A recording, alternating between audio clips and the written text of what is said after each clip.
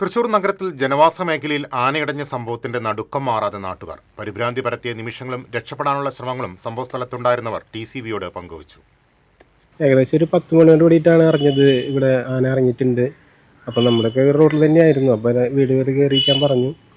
അങ്ങനെ ഞങ്ങൾ വീടിനകത്ത് കയറിയിരിക്കുമ്പോഴാണ് പെട്ടെന്ന് ഈ മതിൽ വീഴുന്ന സൗണ്ട് കേട്ടിട്ട് പിന്നെ ആന പുറകിലോട്ട് പോയി.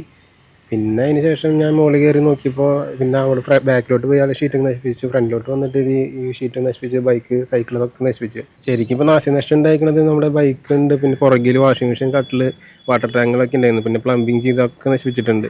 ഷീറ്റൊക്കെ പുറകിലൊക്കെ നശിപ്പിച്ചിട്ടുണ്ട്. ഞാൻ വീടിനുള്ളിൽ പേടിച്ചുള്ള ഉള്ളിലേക്ക് പോയി. പിന്നെ പിന്നിൽ പോയി എന്ന് വിചാരിച്ചിട്ട് ഫ്രണ്ടിലേക്ക് വന്നു.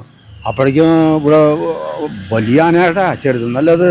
കൊച്ചെണ്ണ ഇടി വെട്ടുന്നത് പോലെ സാധാരണ ഇതൊക്കെ വലിച്ചിടുമ്പോൾ ഇടി തലയിൽ വന്ന് വീഴുന്നത് പോലെയാണ്. അത്രയും വെച്ചാൽ ഭീകരമാണ് അന്തരീക്ഷം ഉണ്ടാക്കിയത്.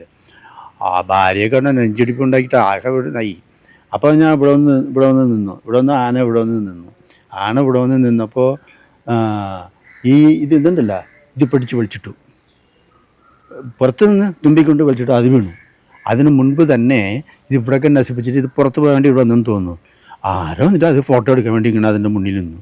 ഉടനെ അത് ഇടഞ്ഞപ്പോഴാണ് ഈ ഗേറ്റ് ഉണ്ടല്ലോ, ഇങ്ങനെ കേട്ടിട്ട് അവിടെ ഇട്ടപ്പോൾ ആ കാറിൽ കൊണ്ട് പിന്നിൽ ഡാമേജായി.